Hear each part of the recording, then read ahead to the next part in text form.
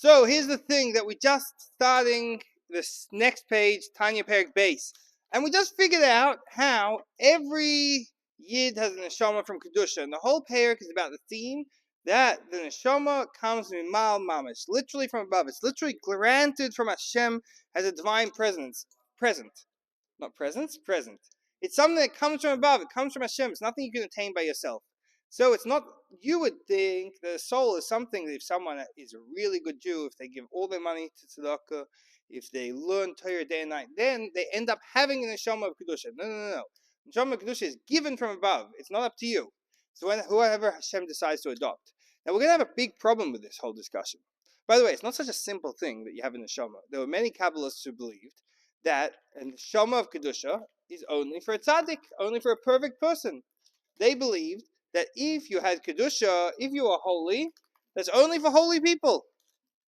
So Alter Rebbe here is telling you a big chiddush. Not only does he side with those Kabbalists who believe that every Jew has a neshama, even more than that, the neshama is literally a part of Hashem. Now here's the problem. If a neshama is part of Hashem, and every Jew has it, and it's nothing got to do with your level or where you're holding. It's just one pure spark from Hashem. If it's pure and from Hashem, how do we find so many different neshamas? Today we're going to discuss three differences between neshamas. You guys ready? Maybe by the end of this class you'll be able to figure out what type of neshama you have. Number one, there's tens of thousands of differences between the levels of the neshamas compared to each other. Firstly, with, let's say, the neshamas of previous generations, like the Ovis, Avram, Yitzchak, and Yaakov, and Moshe Rabbeinu, against the neshamas of our generations, which are called Ikvei Mashiach, which means the heels of Mashiach, the footsteps of Mashiach. Because we're so close to Mashiach coming, we're called the footsteps of Mashiach. But also, we're called the footsteps of Mashiach because the people right before Mashiach comes, we're the furthest away from Har Sinai, and the neshamas are the furthest down the chain. So we're considered like the feet compared to the head. Just like in a person's body, all parts of the body are part of one body, but the head is much more important, nuanced, developed, if you say, than the foot. All the foot can do is gross motor function. You guys know fine motor skills and gross motor skills? Your hand can go and weave something, or you can play a Rubik's Cube. These are fine motor functions. The foot, it can step places, it can walk. If someone manages to hold a fork and knife and eat with their feet, it gets on the TV, you know what I'm saying? It's like, wow, crazy. If someone does it with their hands, no big deal. As opposed to the head is the highest part of a person, has the function of thinking. Most people, at least, have the function of thinking in their head. Yeah? Hillel, you have the function of thinking in your head? Amazing. I hope so too. So here's the thing, though.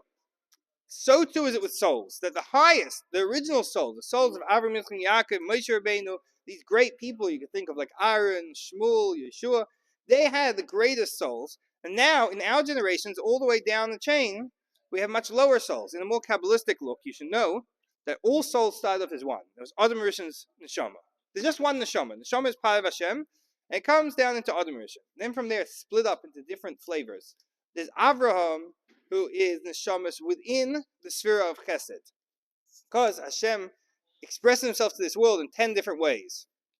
Chachma bin Adas, which we're going to speak about in next chapter, and Chesed, Gevurah, all these different intellectual ways and emotional ways. So all the neshamas that come from Chesed, that was Avram's path. All the neshamas that come from Gevurah, severity, that's Yitzchak's path. All the ones from harmony, Tiferes, that's Yaakov's path. So this one neshama is now in 3 different pathways. Then once it went down, the Yidden went down to Mitzrayim. When they went to Egypt, what happened? There were 70 souls who went down to Mitzrayim. What's 70? Well, there are 7 emotions, the 7 midas, and each one is included of all 10 spheres. So 7 times 10 is what? 70. So now you see 70 paths of souls. And the souls kept getting more nuanced until you had the 600,000 souls that stood before Har Sinai. How do you have 600,000 souls if there's been so many Jews since then? Oh, because each one of those souls divides into soul sparks. Until nowadays, you have people who are so subdivided that their souls come from the spark of a spark of a spark. So you're thinking about it, Avram, Yitzchak, Yaakov had these giant souls that included millions of people of time to come, and we have the tiniest piece of that. So how can you tell us all our neshamas come equally from Hashem if there's so many different types of neshamas? Now, difference number 2 about neshamas. How about within our generation? Not only historically, but within our generation, there are so-called the neshama klolos, general neshamas, the heads of the yidden. That in every generation you have people who are the heads. They are the part of the neshama that is connected most directly and most clearly to Hashem, like a great tzaddik. As opposed to the lower people, there are some people who are much more basic spiritual level, until some people are considered the feet compared to those heads. So both generationally we have the feet and the head, and also within our generation we have the feet and the head. I'd like to express this with the following very interesting letter that the Baba Sali, who was a great tzaddik in our generation, wrote to the Rebbe. That when the Baba Sali was leaving Morocco, you guys know that Morocco used to have a massive Jewish community. Morocco, Tunisia, Syria, these places had humongous Jewish communities. Now there's very few Jews left in each of these places. I think Yemen has like one Jew left or something. These places, the only real like Arabic country that still has a proper Jewish presence would have to be, I'd say, Iran. Yeah, Iran still has a few thousand Jews left, and they have a proper community. But besides that, there's like one or two in each of these countries. Maybe Egypt has like 300 Jews. There's very few Jews in the Arabic countries ever since Israel's independence, and then even more so since the Six-Day War. These massive Jewish communities that were living in the Arabic countries for 2,000 years even,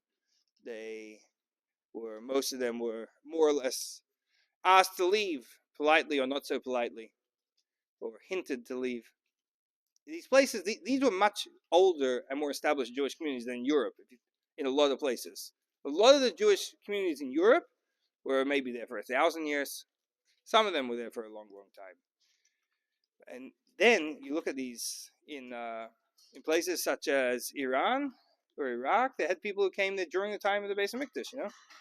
Persia was where the Yidden went after the first Beis Hamikdash, and not all of them came back to Eretz Yisrael. So, let's talk about this, how the Baba Sali wrote a letter to the Rebbe, and he wrote like this: Rebbe, all day I'm dealing with people. People are coming to me for brachas, they're coming to me for advice, they're coming to me with this problem, this person needs a shidduch, this person needs parnasa. I don't have any time to learn Torah. You can imagine the Baba Sali, the Yid. All he wants to do is learn Torah and connect to Hashem. So he wrote to the Rebbe a brilliant idea. He wrote that, Rebbe, I'm going to come to Brooklyn. I'm going to live near you. Then next to you, no one's going to notice me. Everyone's going to come to you for their advice and brachas, and I can sit and learn Torah all day. You can imagine, this is his dream. Imagine such a Yid. Just being able to learn Torah all day. It's a ilmaba for him. So the Rebbe wrote back that you should go to Eretz Yisrael, and over there you should be like a neshama for the Yidden there.